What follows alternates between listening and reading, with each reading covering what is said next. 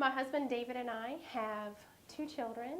Wesley is our oldest. He's 5 years old, just graduated from preschool yesterday. And Blake is our youngest. He is 2. Blake is an energetic and rambunctious and loud, loving kid. He works really hard to do the things that most kids don't have to work so hard to do, but he's full of energy and he loves hugs and he likes to run and jump and play. My pregnancy with Blake was very normal. We didn't have any indication that we would have any issues while I was pregnant. The delivery was quite normal. I had a planned C-section. Everything seemed fine within the first couple of days that we got him home.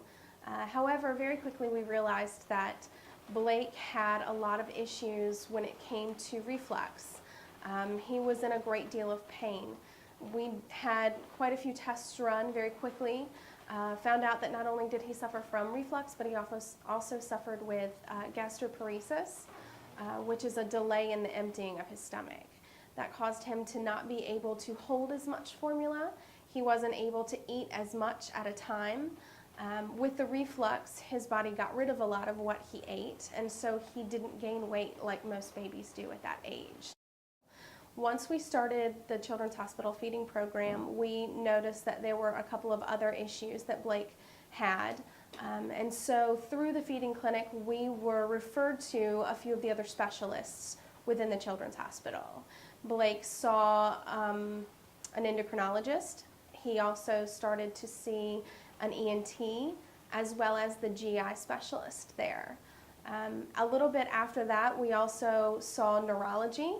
Neurology did an MRI and discovered a bit interestingly enough that he had kidney issues and also ended up having hypertension, which is high blood pressure. He is now followed by 10 to 12 different specialists at VCU for that care. Children's Hospital of Richmond at VCU has helped Blake in many different ways. Because we see several specialists within the hospital, Blake has had the opportunity to gain growth and health, and we have had the ability to do things that we wouldn't necessarily be able to do. He sleeps now very, very safely due to the ENT because they took out his tonsils and his adenoids, and he no longer has sleep apnea. He has also had his kidneys checked on over and over and over again by nephrology, who are very good at making sure that his kidneys are healthy. Urology has fixed a ureter. We also see GI, who has made sure that every time we're hospitalized and we're inpatient, they're very good about following his feeding regimen and keeping a close eye on his feeding tube and his numbers to make sure he's receiving the calories and the food that he's supposed to be receiving.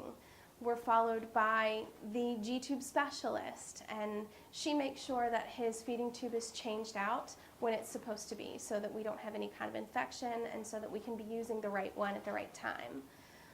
We also take advantage of the pediatric patient advocate, who helps us schedule our appointments, since we see so many over a long period of time, so that they don't overlap, so that we can be at the hospital for one day instead of 5 days and see everybody all at the same time, which is such a relief when you have a little one who's very busy and wanting to go all over the place.